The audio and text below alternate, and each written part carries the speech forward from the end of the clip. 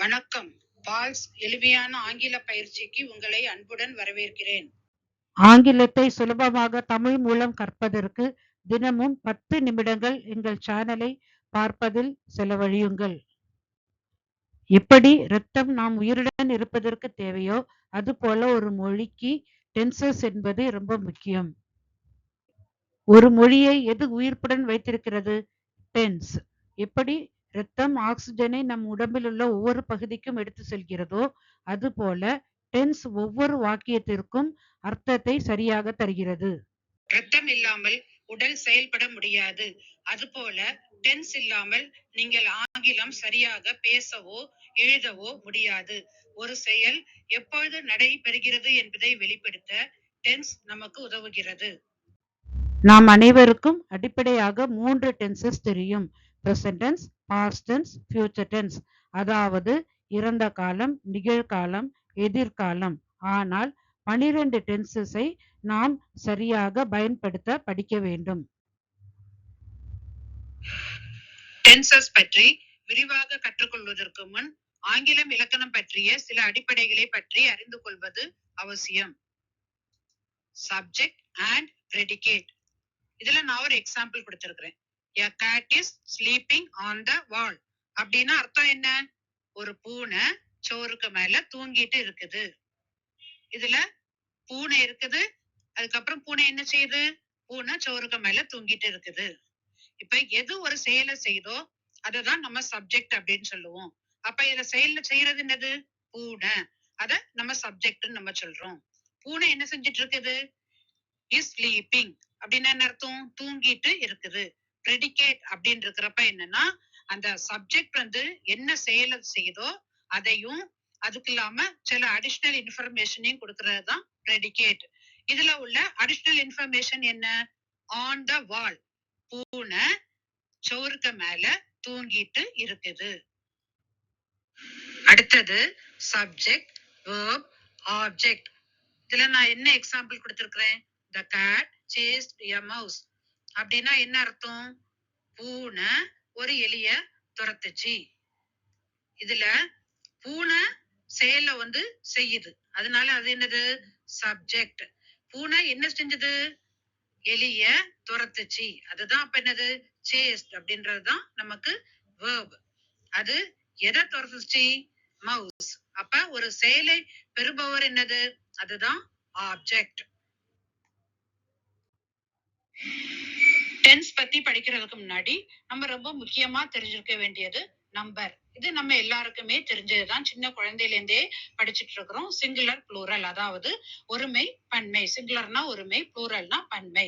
Example நான் சிங்குலருக்கு என்ன கொடுத்திருக்கிறேன்னா the box is on the table. ஒரு பாக்ஸ் டேபிளுக்கு மேல இருக்குது. அடுத்தது அதே ப்ளூரல் என்ன கொடுத்திருக்கிறேன் நானு? the boxes are on the table. அப்ப சில பாக்ஸஸ் டேபிளுக்கு மேல இருக்குது. அது 2ஆ இருக்கலாம், 3ஆ இருக்கலாம், எவ்வளவு வேணாலுமே வந்து நமக்கு இருக்கலாம். இன்னொன்னு சிங்குலருக்கு நான் என்ன example கொடுத்திருக்கிறேன்னா the child is playing. ஒரு குழந்தை விளையாடி கொண்டு இருக்கிறது. அப்ப ஒரு குழந்தை அப்படின்றது என்னது? ஒருமை, சிங்குலர். அதே ப்ளூரல் பன்மையில என்ன கொடுத்திருக்கிறேன்? the children are playing. குழந்தைகள் விளையாடி கொண்டு இருக்கிறார்கள். அப்ப இரண்டோ அதுக்கு மேலேயே உள்ள குழந்தைகள் என்ன செஞ்சுட்டு இருக்காங்க? விளையாடிட்டு இருக்கிறாங்க. அதுதான் என்னது? பன்மை, இல்லைன்னா ப்ளூரல். இந்த ஒரு சென்டென்ஸ்ல வந்து நம்ம வந்து நம்பர்ஸ் வர நேரத்துல அந்த டென்சஸ நம்ம வந்து ப்ராப்பரா நம்ம வந்து யூஸ் பண்ணணும். யூஸ் பண்ணலன்னா அந்த மீனிங் வந்து நமக்கு கரெக்டா கன்வே பண்ணாது. இத பத்தி வந்து நான் டென்சஸ் பத்தி உள்ள டீடைல் லெசன்ஸ்ல வந்து நான் வந்து உங்களுக்கு சொல்லி கொடுப்பேன். டென்ஸ் பத்தி படிக்கிறதுக்கு முன்னாடி அடுத்தது நம்ம தெரிஞ்சுக்க வேண்டியது பர்சன். இந்த பர்சனும் நம்ம எல்லாருக்குமே தெரிஞ்சதுதான். தமிழ்ல நம்ம படிச்சிருப்போம் தன்மை, முன்னிலை, படர்க்கை. அதாவது ஃபர்ஸ்ட் பர்சன் தன்மை. தன்மைனா என்னது? நம்ம பேசுறவங்கள பத்தி குறிக்கிறது. இப்ப ஐ ஆம் ஸ்டடிங், நான் படிச்சுட்டு இருக்கிறேன். திஸ் இஸ் மை பென், இது என்னுடைய பேனா. அடுத்தது செகண்ட் பர்சன் முன்னிலை. முன்னிலைனா என்னது? நமக்கு முன்னாடி இருக்கிறவங்கள பத்தி பேசுறது. திஸ் இஸ் யுவர் பென், இது உன்னோட பென். ஆர் யூ பிளேயிங், நீ விளையாடிட்டு இருக்கிறியா? அடுத்தது தேர்ட் பர்சன். தேர்ட் பர்சன்னா படர்க்கை, எங்கேயோ இருக்கிறவங்கள பத்தி நம்ம பேசுறது. அப்ப she is crying, அவ அழுதுட்டு இருக்கிறா. he has gone home, அவன் வீட்டுக்கு போயிட்டான். it is drinking milk, அது பால் குடிச்சிட்டு இருக்குது. டென்சஸ் பத்தி படிக்கிறதுக்கு முன்னாடி இன்னும் முக்கியமா நம்ம தெரிஞ்சுக்க வேண்டிய விஷயம் ஜெண்டர். ஜெண்டர் நம்ம எல்லாருக்குமே சின்ன குழந்தையில இருந்தே தெரிஞ்சதுதான். பால் அப்படின்னு படிச்சிருப்போம். ஆண் பால், பெண் பால், பலவின் பால், பலர் பால் அப்படி நம்ம படிச்சிருப்போம். முதல்ல நான் கொடுத்திருக்கிறது மாஸ்குலைன் ஜெண்டர், ஆண் பால். இப்ப சிங்கம், ராஜா, மனிதன், அவன், அவனுடைய, அவனுடன், இதெல்லாம் எதை குறிக்குது அப்படின்னா ஆண் பால் அல்லது மாஸ்குலைன் ஜெண்டர் அப்படின்னு சொல்லுவோம். அடுத்தது ஃபெமினைன் ஜெண்டர், பெண் பால், ராணி, பெண் சிங்கம், பெண், அவள், அவளுடைய, இதெல்லாம் நம்ம ஃபெமினைன் ஜெண்டர் இல்லைன்னா பெண் பால் அப்படின்னு சொல்லுவோம். அடுத்தது நியூட்டர் ஜெண்டர். நியூட்டர் ஜெண்டர் அப்படின்றது நமக்கு என்னன்னா பலவின் பால் அப்படின்னு சொல்லுவோம். அதாவது இதுக்கு என்னது, உயிர் இருக்காது, உயிரற்ற பொருளா இருக்கும். அது ஒரு டேபிளா இருக்கலாம், சேரா இருக்கலாம், பார்க்கா இருக்கலாம், புக்கா இருக்கலாம், ஈவன் ஒரு ஐடியாவா கூட இருக்கலாம். இதெல்லாம் நம்ம நியூட்டர் ஜெண்டர் இல்லைன்னா பலவின் பால்னு சொல்லுவோம். கடைசியா காமன் ஜெண்டர். காமன் ஜெண்டர் அப்படின்னு இருக்கிறப்ப நமக்கு என்ன, ஒரு ஜெண்டர் நம்ம குறிப்பிட்டு நம்ம சொல்ல முடியாது. இப்ப டீச்சர்னு தான் சொல்லுவோம். அது மேல் டீச்சரா இருந்தாலும் சரி, ஃபீமேல் டீச்சரா இருந்தாலும் சரி, நம்ம டீச்சர் தான் சொல்லுவோம். அதே மாதிரி டாக்டர், பேரட், ஸ்டூடெண்ட், இதெல்லாமே நம்ம என்ன சொல்லுவோம் அப்படின்னா காமன் ஜெண்டர் அப்படின்னு சொல்லுவோம். கடைசியா நம்ம ரொம்ப முக்கியமா தெரிஞ்சுக்க வேண்டியது சென்டென்ஸ். சென்டென்ஸ் அப்படின்னா என்ன, வாக்கியம். சென்டென்ஸ் முக்கியமா 4 வகைப்படும். First one declarative sentence. இது நம்ம அன்றாட யூஸ் பண்ற வாக்கியங்கள் தான். இந்த வாக்கியங்கள் எல்லாம் ஒரு ஃபுல் ஸ்டாப்ல முடியும். நான் ஒரு புது கார் வாங்கி இருக்கிறேன், குழந்தைகள் ஃபுட்பால் விளையாடி கொண்டு இருக்கிறார்கள். இந்த சென்டென்ஸ் எல்லாமே என்ன ஆகிறது, ஒரு ஃபுல் ஸ்டாப் வச்சு முடிவு பெற்றது. ரெண்டாவது இன்ட்ராகேட்டிவ் சென்டென்ஸ், அதாவது ஒரு கேள்வி போட்டு நம்ம முடிப்போம். அதாவது கேள்வியை தான் நம்ம என்ன சொல்லுவோம் அப்படின்னா இன்ட்ராகேட்டிவ் சென்டென்ஸ். நீ லெட்டர் எழுதிட்டு இருக்கிறியா, உன் ப்ராஜெக்ட நீ முடிச்சிட்டியா, அவன் புது வீடு வாங்கி இருக்கிறானா, இப்படி நம்ம கேள்விக்குறி போட்டு ஒரு கேள்வி கேட்கறதா நம்ம என்ன சொல்லுவோம், இன்ட்ராகேட்டிவ் சென்டென்ஸ். அடுத்தது இம்பரேட்டிவ் சென்டென்ஸ். இது ஒரு கட்டளையா இருக்கலாம், இல்லைன்னா நம்ம ரெக்வெஸ்ட் பண்ணி கேட்கறதா இருக்கலாம், இல்லைன்னா ஒரு அட்வைஸ் பண்றதா இருக்கலாம்.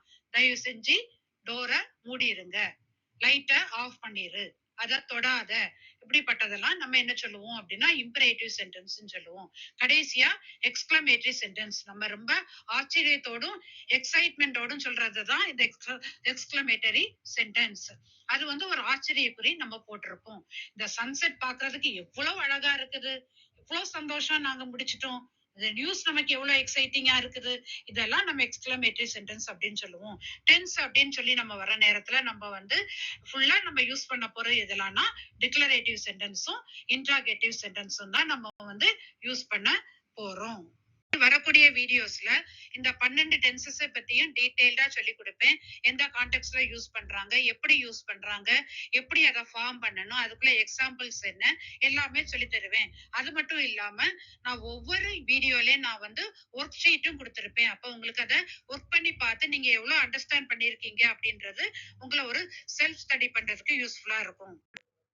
என்ன பத்தியும் என்னுடைய ஒர்க் புக் பத்தியும் உள்ள டீடைல்ஸ் இதுல பார்த்து தெரிஞ்சுக்கிங்க. நான் இந்த ஸ்டடி மெட்டீரியலை டெஸ்கிரிப்ஷன்ல அட்டாச் பண்ணியிருக்கேன். அது மட்டும் இல்லாம ஒர்க் ஷீட்டும் நான் கொடுத்துருக்கிறேன். உங்களுக்கு ஒரு செல்ஃப் ஸ்டடி பண்றதுக்கு யூஸ்ஃபுல்லா இருக்கும். இந்த வீடியோ பிடிச்சிருந்தா லைக் பண்ணுங்க, ஷேர் பண்ணுங்க, சப்ஸ்கிரைப் பண்ணுங்க. நன்றி.